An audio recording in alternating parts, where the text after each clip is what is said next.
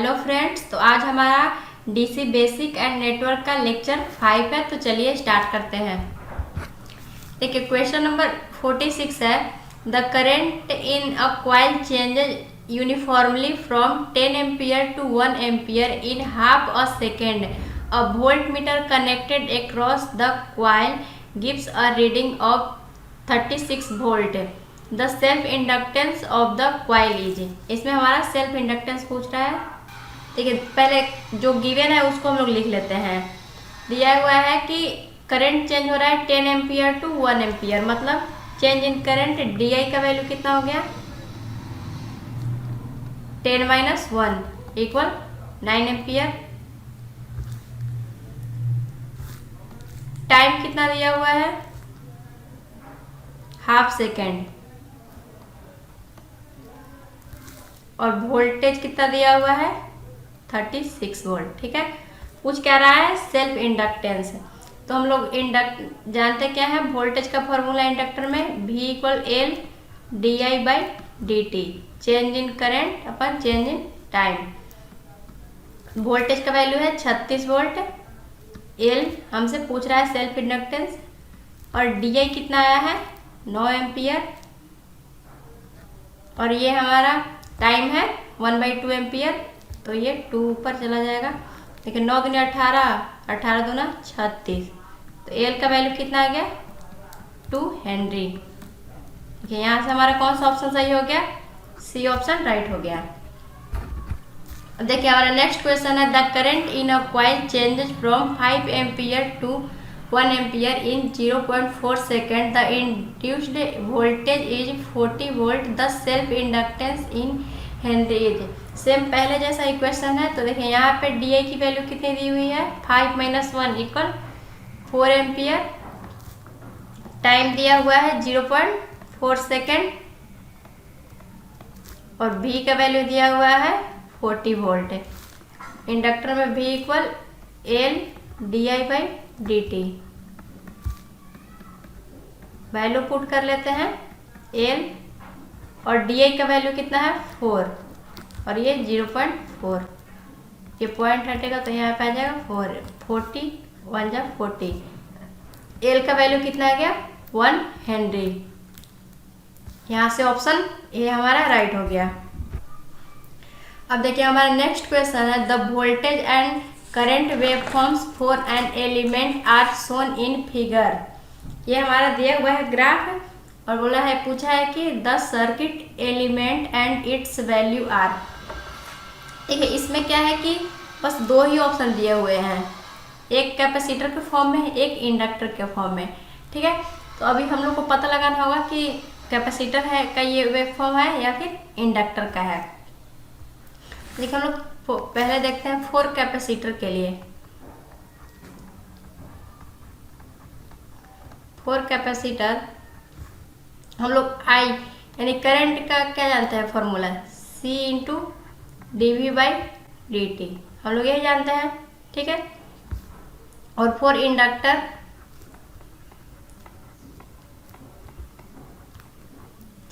हम लोग क्या जानते हैं, मान लीजिए इसमें वोल्टेज का हम लोग जानते हैं V equal L into D I by D T, हम लोग ये जानते हैं।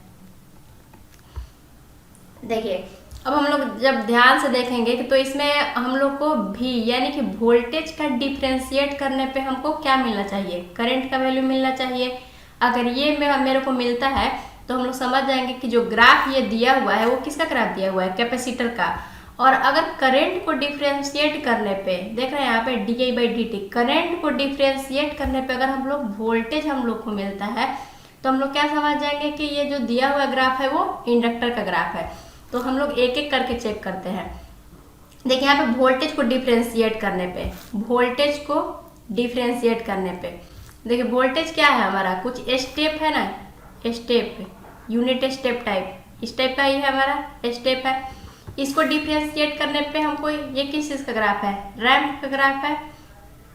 स्टेप को डिफ्रेंशिएट करने पे रैंप मिलता है। तो मैंने आपको सिग्नल सिस्टम बताया होगा, एक ऐसे याद करने का ट्रिक PARSI, यही बताया था। जब इधर से इधर जाता है तो हम लोग डिफ्रेंशिएट करके देखते हैं कि पाराबोलिक को डिफ्रेंशिएट करेंगे तो हम लोग इसमें ए का कुछ मतलब नहीं है। देखिए यहाँ पे ये है पाराबोलिक, ए से कुछ नहीं, बस समझने के लिए, पार से याद रखने के लिए है। आर है हमारा रैंप, एस है स्टेप और आई से है इम्पल्स। और इधर से इधर जाएंगे तो डिफ्रेंशिएट करके, और इधर से इधर आएंगे तो ये हमारा इंटीग्रेट करके। ठीक है, तो देखिए पाराबोलिक को डिफ्रेंशिएट करेंगे तो रैंप पे पहुंचेंगे, रैंप को डिफ्रेंशिएट करेंगे तो स्टेप पे पहुंचेंगे, स्टेप को डिफ्रेंशिएट करेंगे तो इम्पल्स पे पहुंचेंगे। तो देखिए यहाँ पे हम लोग स्टेप को इंटीग्रेट करने पे हम लोग पहुंच रहे हैं रैंप पे। मतलब देखिए, लेकिन ये बोल रहा है कि डिफ्रेंशिएट करके हम लोग पहुंचना चाहिए, तो ये तो हमारा फॉलो नहीं कर रहा है। अब देखते हैं हम लोग इंडक्टर वाला, बोल रहा है कि जब हम लोग करंट को डिफ्रेंशिएट करेंगे तो वोल्टेज पे पहुंचना चाहिए। मतलब कि करंट को डिफ्रेंशिएट करके हमको वोल्टेज मिलना चाहिए। ठीक है, तो देखिए करंट को डिफ्रेंशिएट यानी कि ये हमारा करंट का ग्राफ क्या है, रैंप है, यानी कि रैंप को डिफ्रेंशिएट करने पे हमको क्या मिलना चाहिए, वोल्टेज यानी कि स्टेप सिग्नल मिलना चाहिए। रैंप को डिफ्रेंशिएट करने पर स्टेप मिलना चाहिए। तो ये देखिए फॉलो कर रहा है। मतलब ऐसे भी आप लोग देख सकते हैं, ये अगर ट्रिक नहीं लगाने का जरूरत है, अगर आपको डायरेक्ट याद है कि रैंप को डिफ्रेंशिएट करने पे हमको स्टेप सिग्नल मिल रहा है, मतलब ये वाला कंडीशन मेरा फॉलो कर रहा है। तो इसीलिए क्या हो जाएगा, ये तो कंफर्म हो गया कि ये ग्राफ किसका है, इंडक्टर का ग्राफ है। ठीक है, तो ऑप्शन यहाँ से देखिए ए और सी तो ऐसे ही नहीं होगा। देखते हैं बी एंड डी में कौन कौन हो सकता है। यहाँ से वैल्यू निकालते हैं तो बी इक्वल क्या हो जाएगा, L D I by D T. देखिए वोल्टेज कितना दिया हुआ है, 2 वोल्ट है। एल का वैल्यू फाइंड करना है, आई का वैल्यू कितना है 2 एम्पियर, या फिर इसका आप स्लोप निकालिएगा तो कितना हो जाएगा 2 माइनस 0 और बटे में 2 माइनस 0, ये हो जाएगा 1। तो स्लोप आ गया इसका 1। तो देखिए एल ए से यहाँ कितना आ गया 2 हेनरी। तो देखिए इंडक्टर आ गया और इंडक्टेंस का वैल्यू कितना आ गया 2 हेनरी, यानी से बी ऑप्शन यहाँ से राइट हो जाएगा। अब देखिए हमारा नेक्स्ट क्वेश्चन है, the voltage and current characteristics of an element is as shown in figure, the nature and value of the element are. देखिए इसमें भी अगर वैसे ही हम लोग देखेंगे, 49 नंबर क्वेश्चन है, the voltage and current characteristics of an element is as shown in figure, the nature and value of element are. देखिए ये भी सेम टू सेम पिछले जैसा ही है। तो देखिए इसमें हम लोग देखते हैं, पहले देखते हैं, आप जब ऑप्शन देखोगे तो दिया हुआ है कैपेसिटर और इंडक्टर के टर्म में, मतलब दोनों में से कोई एक का ही ग्राफ है। तो पहले चेक करते हैं, तो देखते हैं पहले 4 कैपेसिटर के लिए, 4 कैपेसिटर करंट का फॉर्मूला क्या होता है, C into D V by D T. ठीक है, और 4 इंडक्टर, इंडक्टर के लिए करंट का फॉर्मूला क्या होता है, I equal 1/L Vt into D T, हमारा ये होता है। तो देखिए अगर वोल्टेज के ग्राफ को डिफ्रेंशिएट करने पे हमको करंट का ग्राफ मिलता है अगर, तो ये हमारा कैपेसिटर का ग्राफ हो जाएगा। ठीक है, तो चेक करते हैं। देखिए वोल्टेज का ग्राफ क्या दिया हुआ है, रैंप है, रैंप को हम लोग डिफ्रेंशिएट करेंगे तो ये हमारा करंट का ग्राफ मिल जाएगा। करंट का ग्राफ पाराबोलिक है, रैंप को डिफ्रेंशिएट करने पे पाराबोला मिलता है, नहीं मिलता है, तो ये हमारा नहीं होगा।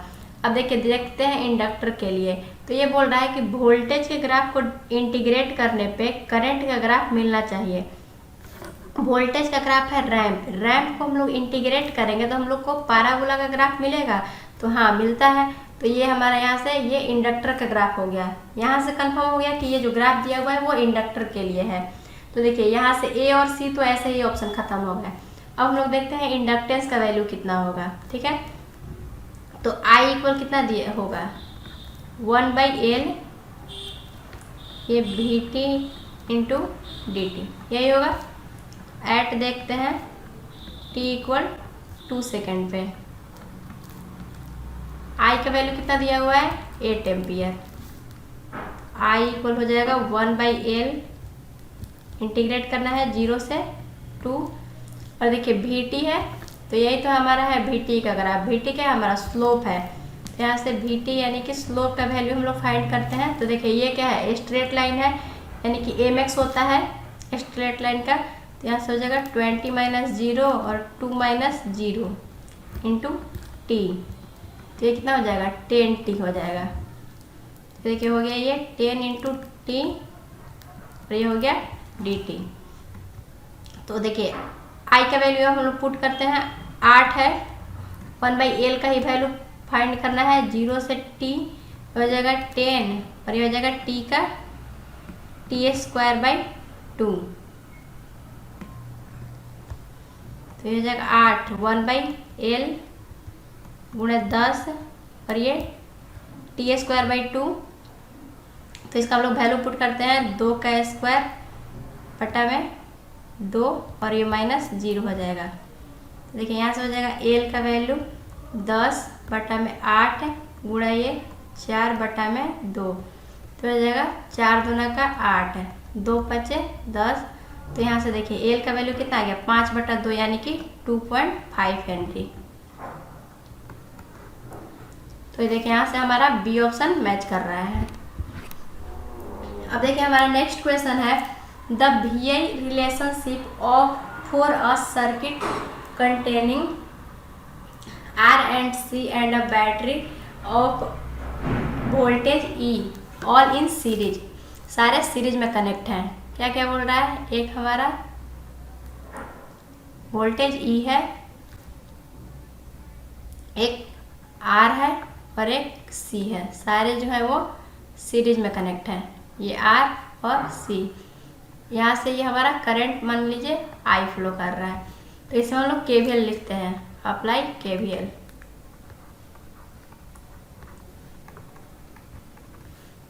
तो देखिए हम लोग इधर से चलना स्टार्ट करते हैं तो क्या हो जाएगा? E माइनस R के क्रॉस वोल्टेज। तो ये कितना हो जाएगा? R करंट फ्लो कर रहा है तो R इंटू आई हो जाएगा माइनस इसके क्रॉस मान लीजिए कि हम C के क्रॉस VC हम लोग वोल्टेज मान लेते हैं। तो ये हो जाएगा 0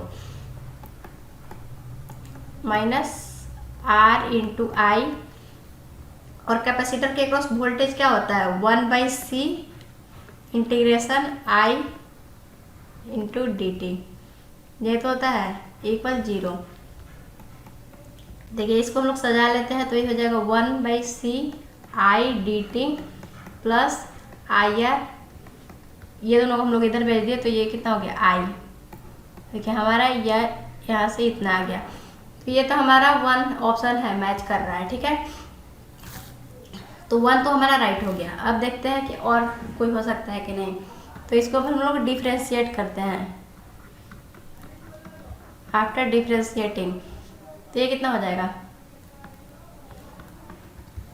1/C का तो 1/C रहेगा। इसको डिफ्रेंशिएट करेंगे तो ये कितना हो जाएगा? I प्लस I बाहर निकलेगा, सॉरी R बाहर निकलेगा और ये हो जाएगा di/dt। और E है, E का डिफरेंशिएट कांस्टेंट है तो ये हो जाएगा 0। ठीक है, अब देखिए इसमें से R कॉमन ले लीजिए सब में से। तो ये कितना हो जाएगा?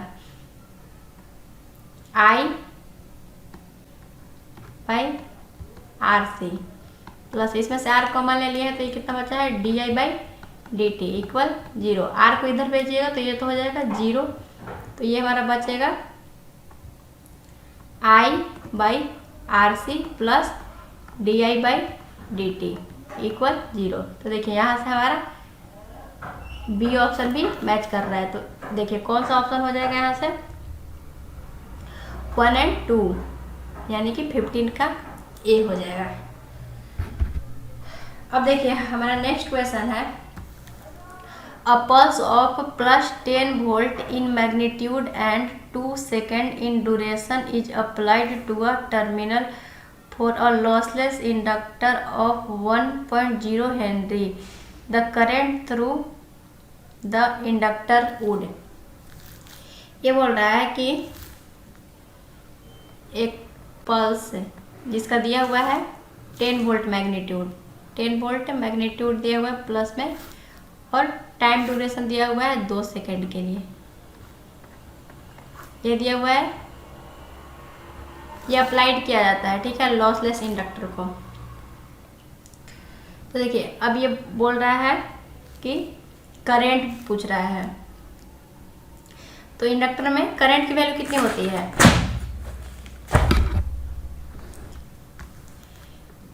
हमारा इंडक्टर में करंट होता है I equal 1/L into V into dt। ये तो हमारा होता है I, और देखिए करंट का वैल्यू कितना दिया हुआ है, सॉरी इंडक्टेंस का 1.0, तो यहाँ से हो जाएगा 1.0।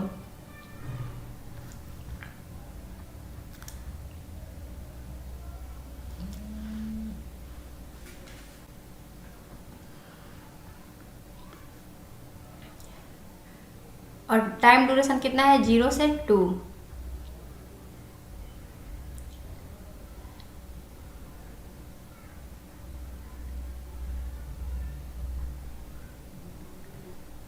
और वोल्टेज का वैल्यू कितना है? 10,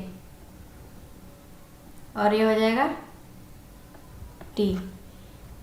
अगर इसका हम लोग वैल्यू पुट करेंगे तो ये कितना हो जाएगा? 10 दूना का 20, यानी कि I का वैल्यू आ गया 20 एम्पियर, ठीक है। और देखिए ये बोला है इंडक्टर के बारे में। हम लोग इंडक्टर के बारे में क्या जानते हैं कि जो इंडक्टर होता है वो करंट को डायरेक्टली चेंज नहीं होने देता है, वो लीनियरली चेंज करता है, यानी कि उसमें करंट जो होता है वो लीनियरली इंक्रीज होता है, ठीक है।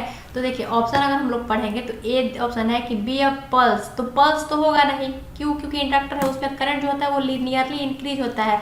तो देखिए सी ऑप्शन पढ़िए, increase linearly from 0 to 20 ampere. 0 से 20 एम्पियर तो लीनियरली इंक्रीज करेगा इन 2 second, and in the positive direction, and from there on it remains constant at plus 20 ampere. फिर उसके बाद क्या हो जाएगा? ये कांस्टेंट हो जाएगा। उसके बाद ये लॉस भी नहीं करेगा। क्यों नहीं लॉस करेगा? क्योंकि इसमें देखिए इंडक्टर में कोई रेसिस्टिव एलिमेंट तो लगा नहीं है, या फिर कोई लॉसी एलिमेंट जो इसको लॉस कराएगा। तो उसके बाद क्या हो जाएगा? हमारा ये कांस्टेंट हो जाएगा। मतलब ग्राफ देखिए कुछ इस तरीके से बढ़ेगा लीनियरली, ठीक है, ऐसे ऐसे। फिर इसके बाद क्या? ये कांस्टेंट हो जाएगा। हमारा कुछ ग्राफ इस टाइप का रहेगा, ठीक है। तो ऑप्शन यहाँ से सी राइट हो जाएगा। अब देखिए हमारा नेक्स्ट क्वेश्चन है, a triangular wave voltage as shown in figure is applied across the terminal of a 0.5 farad pure capacitor at time t equal 0। The corresponding current wave is. ये देखिए हमारा वोल्टेज का ग्राफ दिया हुआ है, और एक तरफ पूछा है कि इसमें से करंट का ग्राफ कौन सा होगा, और दिया हुआ है कि ये कैपेसिटर है। तो कैपेसिटर में करंट क्या होता है? I इक्वल सी dV/dt, ठीक है। और देखिए C का वैल्यू कितना दिया हुआ है? 0.5 फैराड, 0.5 इंटू dV/dt। यहाँ से हम लोग I को क्या लिख सकते हैं? I इक्वल 0.5 को क्या लिख सकते हैं? 1/2 dV/dt। हम लोग इतना भी इसको लिख सकते हैं, ठीक है। अब देखिए ये ग्राफ हमारा कुछ इस टाइप का दिया हुआ है। अगर यहाँ पे हम लोग देखेंगे, देखिए यहाँ पे हमारा क्या है? ये नेगेटिव स्लोप है, ठीक है। स्लोप हमारा देखिए यहाँ तक देखेंगे तो नेगेटिव स्लोप है 2 तक, फिर यहाँ से देखेंगे 4 तक तो हमारा क्या है? पॉजिटिव स्लोप है। फिर यहाँ तक देखेंगे तो फिर से हमारा नेगेटिव स्लोप है, ठीक है। तो देखिए अगर हम लोग यहाँ से स्लोप का वैल्यू निकालेंगे, स्लोप का वैल्यू तो कितना हो जाएगा? Total magnitude by total time. तो टोटल मैग्नीट्यूड हम लोग नेगेटिव स्लोप का टोटल लेंगे, यानी कि 10 वोल्ट से -10 वोल्ट, और चूंकि ये नेगेटिव स्लोप है इसलिए क्या होगा? माइनस, और ये कितना हो जाएगा? 10 से 10, तो ये कितना हो गया? 20, और बटा में टोटल टाइम, तो यहाँ तक टाइम लगा ना 0 से 2, तो यह हो जाएगा 2, यानी कि कितना हो जाएगा? -10। तो हमारा स्लोप तो आ गया -10। तो अब हम लोग जो भी ग्राफ यहाँ से प्लॉट करेंगे, तो देखिए इसका अगर हम लोग ग्राफ मैं यहाँ पे प्लॉट करके दिखाती हूँ, तो हम लोग को निकालना था करंट का वैल्यू। हम लोग करंट को क्या जानते हैं कि जब हम लोग को वोल्टेज को डिफरेंशिएट करना होगा, तो वोल्टेज तो हमारा रैंप है, रैंप को हम लोग डिफरेंशिएट करेंगे तो क्या आएगा? हमारा स्टेप आएगा। तो यहाँ से देखिए सी और डी ये तो हमारा ऐसे ही खत्म हो गया, बचा क्या है, ए और बी में से कोई एक हो सकता है। तो देखिए अगर हम लोग इसको डिफ्रेंशिएट करेंगे तो ये स्टेप आएगा और उसका पीक वैल्यू कितना रहेगा, -10 रहेगा। -10 तो ऊपर में होगा नहीं, कोई नीचे में ही होगा, तो -10 से हमारा स्टार्ट होगा। ठीक है, अब देखिए यहाँ से 2 तक तो हमारा कितना आ गया, -10। अब 2 से 4 यानी कि 2 से 4 के बीच हमारा क्या है, पॉजिटिव स्लोप है और मैग्नीट्यूड तो सेम ही रहेगा, 10 ही रहेगा। तो यहाँ से हमारा पॉजिटिव में बढ़ेगा कितना, 10, कुछ हमारा स्टेप का बढ़ेगा और इसी टाइप से हमारा जो है वो रिपीट करते रहेगा +10 से -10 के बीच। ठीक है, तो देखिए हमारा ग्राफ तो इतना आ गया। अब मेरा आई का वैल्यू कितना है, आई का वैल्यू 1/2 dV/dt। हमने जो ये ग्राफ निकाला ये किसका ग्राफ है, dV/dt का है, लेकिन हमको आई का वैल्यू निकालना है। आई का वैल्यू निकालने के लिए इसमें 1/2 करना पड़ेगा, मतलब जो ये 10 से -10 है इसको 1/2 करेंगे तो यही कितना हो जाएगा, 5 से -5 के बीच। तो देखिए ऑप्शन कौन सा मैच कर रहा है, 5 से -5 एम्पियर के बीच, और तो यहाँ से ये भी हमारा राइट हो जाएगा। अब देखिए नेक्स्ट क्वेश्चन है, which one of the following statement associated with inductor is wrong. पूछ रहा है इंडक्टर के लिए कौन सा रॉन्ग होगा। बोल रहा है an inductor is a sort of short circuit to DC. देखिए अगर हम लोग इंडक्टर, मान लीजिए कि ये इंडक्टर है, इसको अगर हम लोग डीसी के क्रॉस इसको कनेक्ट करते हैं तो ये शॉर्ट रहेगा या ओपन रहेगा। तो देखिए डीसी की फ्रीक्वेंसी क्या होती है, आप इसको इस टाइप से समझ सकते हैं। डीसी की फ्रीक्वेंसी क्या होती है, 0, और एक्सएल हम लोग क्या जानते हैं, 2πfl इंडक्टेंस के लिए, तो 2π और फ्रीक्वेंसी का वैल्यू 0। देखिए एक्सएल यानी कि रिएक्टेंस कितना आ गया इंडक्टेंस का, 0 आ गया, मतलब ये 0 मतलब क्या, शॉर्ट सर्किट। तो देखिए फर्स्ट ऑप्शन बोल रहा है an inductor is a sort of short circuit to DC. तो हाँ ये ऑप्शन तो हमारा राइट है, लेकिन पूछा है कि इसमें रॉन्ग कौन है। तो अगला ऑप्शन पढ़ते हैं, an inductor is a sort of open circuit to DC. तो देखिए ये ऑप्शन हमारा रॉन्ग है, तो यहाँ से देखिए बी ऑप्शन राइट हो जाएगा। नेक्स्ट क्वेश्चन है, which of the following statement associated with capacitor is wrong. ये पूछ रहा है कैपेसिटर के लिए। चलिए ऑप्शन पढ़ते हैं। फर्स्ट ऑप्शन है, a capacitor resist an abrupt change in the voltage across it in a manner analogous to a spring resist abrupt change in its displacement। तो देखिए जो हमारा इंडक्टर होता है, आप लोग इंडक्टर और कैपेसिटर दोनों के बारे में जान लीजिए। जो हमारा इंडक्टर होता है वो रसिस्ट करता है एब्रप्ट चेंज इन करंट को। ठीक है, मैं लिख देती हूँ, एब्रप्ट चेंज इन करंट को ये रसिस्ट करता है, करंट को ये क्या करता है, रसिस्ट करता है। और जो कैपेसिटर होता है वो एब्रप्ट चेंज इन वोल्टेज को रसिस्ट करता है।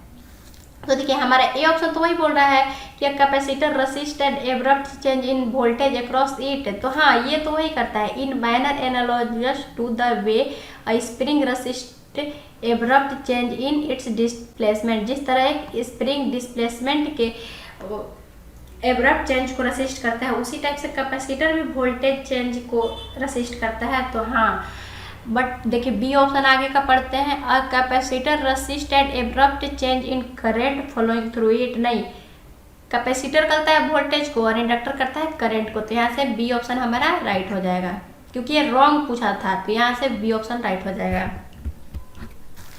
अब देखिए हमारा नेक्स्ट क्वेश्चन है, consider the following, energy storage capability of basic passive element is due to fact that. Option पढ़ते हैं, रेसिस्टेंस डिसिपेट्स एनर्जी। जो रेसिस्टेंस होता है वो एनर्जी को डिसिपेट करता है, तो हाँ डिसिपेट करता है मतलब लॉस करता है। और सेकंड ऑप्शन है कि कैपेसिटेंस स्टोर्स एनर्जी। तो देखिए कैपेसिटर और इंडक्टर होता है वो स्टोर करता है एनर्जी को, और रेसिस्टर क्या करता है, डिसिपिएट करता है। तो इंडक्टर डिसिपिएट नहीं, इंडक्टर ही डिसिपिएट करता है। तो यहाँ से ए और बी यानी कि 1 और 2 राइट हो जाएगा, यानी कि डी राइट हो गया हमारा। देखिए नेक्स्ट क्वेश्चन है constant voltage source is, constant voltage source. देखिए अगर कांस्टेंट वोल्टेज सोर्स की बात करें यानी कि ऐसे वोल्टेज सोर्स कांस्टेंट, इस टाइप का कुछ ग्राफ रहता है। तो बोल रहा है क्या होता है, ये एक्टिव होता है, बाइलेटरल, मतलब ऑप्शन इसमें से चुनना है कि कौन कौन सा होता है। तो देखिए वोल्टेज सोर्स पूछा है, कांस्टेंट वोल्टेज सोर्स। तो मैंने आपको क्या बताया था, एक्टिव एलिमेंट कौन सा होता है, जो इनफाइनाइट टाइम के लिए एनर्जी डिलीवर करता है। तो वोल्टेज सोर्स है तो एनर्जी तो डिलीवर करेगा ही। तो ये क्या एक्टिव तो हुआ, ठीक है, मतलब एक्टिव ठीक है। अब पूछ रहा है कि यूनिलैटरल की बाइलैटरल। तो देखिए इसका ग्राफ देखकर ही पता चल रहा है क्या है, ये यूनिलैटरल है। बाइलैटरल रहता तो ये ऑपोजिट जो क्वाड्रेंट होता है उसमें सेम रहना चाहिए। तो देखिए यहाँ से ये तो सेम नहीं है, तो ये यानी कि क्या है, ये यूनिलैटरल है। तो यहाँ से सी ऑप्शन राइट हो जाएगा। मेरा पिछला वीडियो अगर आपने देखा होगा तो यूनिलैटरल, बाइलैटरल, फिर लीनियर और नॉन लीनियर, ये सब कॉन्सेप्ट मैंने एक्टिव पैसिव का बहुत अच्छे से समझाया उसमें। देखिए नेक्स्ट क्वेश्चन है N ideal voltage source should have, ideal voltage source के पास क्या रहता है, इसमें रहता है 0 रेसिस्टेंस है। और अगर वही आइडियल करंट सोर्स रहेगा तो उसमें क्या रहेगा, इनफाइनाइट रेसिस्टेंस रहेगा, ठीक है। अब देखिए नेक्स्ट क्वेश्चन है which one of the following gives the VI characteristics of N ideal voltage source. Ideal voltage source का कुछ इस टाइप वगैरह होता है। वोल्टेज सोर्स आइडियल मतलब कुछ उसमें जो वोल्टेज है वो सेम ही रहेगा, कोई भी उसमें चेंजिंग नहीं रहेगा आइडियली। तो ये बी ऑप्शन राइट हो जाएगा। अब देखिए नेक्स्ट क्वेश्चन है if an ideal voltage source and ideal current source are connected in series the combination, first option है has the same properties as a current source alone. बोल रहा है कि एन आइडियल वोल्टेज सोर्स, मान लीजिए ये हमारा आइडियल वोल्टेज सोर्स है, ठीक है, और पूछ रहा है आइडियल करंट सोर्स, ये हमारा आइडियल करंट सोर्स है। बोल रहा है कनेक्टेड इन सीरीज, तो क्या होगा कि properties at same current source. देखिए ये ऑप्शन हमारा यहाँ से राइट हो जाएगा, सेम प्रॉपर्टीज रहेगा जैसे करंट सोर्स का। क्यों, क्योंकि देखिए सीरीज में हमारा करंट सेम रहेगा, इसमें आप कितना भी वोल्टेज सोर्स कनेक्ट कर दीजिए इसमें कोई फर्क नहीं पड़ेगा। तो यहाँ से देखिए ए ऑप्शन हमारा राइट हो जाएगा। अगर यही पैरेलल का बोलता है कि अगर हम लोग दोनों को पैरेलली कनेक्ट करते हैं तो इसमें किसका इफेक्ट रहेगा, तो इसमें रहेगा वोल्टेज सोर्स का इफेक्ट। क्यों, क्योंकि इसमें आप कितना भी करंट सोर्स और कनेक्ट कर दीजिए पैरेलल में वोल्टेज सेम रहता है। तो ये दोनों बातें को आप ध्यान में रखें। देखिए नेक्स्ट क्वेश्चन है consider the following 2 types of non identical source. First है voltage source E1T and E2T, दूसरा है current source I1T and I2T regarding the mode of their connection in a circuit. बोला है first option 1 can not be connected in parallel and 2 can not be connected in series. देखिए ये बोला है कि 1 can not be connected in parallel, बोल रहा है कि मान लीजिए कोई वोल्टेज सोर्स है ये ये, और दोनों का वैल्यू क्या दिया हुआ है, एक का है E1T और दूसरे का है E2T। बोल रहा है कि 1 can not be connected in parallel. तो हाँ ये सही है, ये दोनों पैरेलल में कनेक्ट हो ही नहीं सकता। क्यों, क्योंकि पैरेलल में वोल्टेज सेम रहता है और दोनों का वोल्टेज अलग अलग दिया है। ये एक कंडीशन में पैरेलल कनेक्ट हो सकता था जब ये कंडीशन देता है कि E1T इक्वल है E2T के, तब ये पैरेलली कनेक्ट हो सकता था। और बोल रहा है देखिए 2 can not be connected in series, बोल रहा है कि 2 can not be connected in series, और इसका वैल्यू दिया हुआ है I1T और इसका दिया हुआ है I2T। हमारा सीरीज में तो करंट सेम होता है, तो ये सीरीज में दोनों का करंट अलग अलग कैसे दे दिया, तो ये दोनों पॉसिबल नहीं है। ये पॉसिबल एक ही केस में इसमें हो सकता था कि जब I1T इक्वल देता है I2T, ठीक है। तो यहाँ से देखिए ये हमारा ऑप्शन राइट हो जाएगा। तो आज के वीडियो में हमारा क्वेश्चन इतना ही तक था। अगर आपको इसमें किसी भी प्रकार का डाउट हो तो आप कमेंट सेक्शन में बोल सकते हैं, मैं उस क्वेश्चन को दोबारा अगले वीडियो में बताऊंगी। वीडियो देखने के लिए बहुत बहुत धन्यवाद।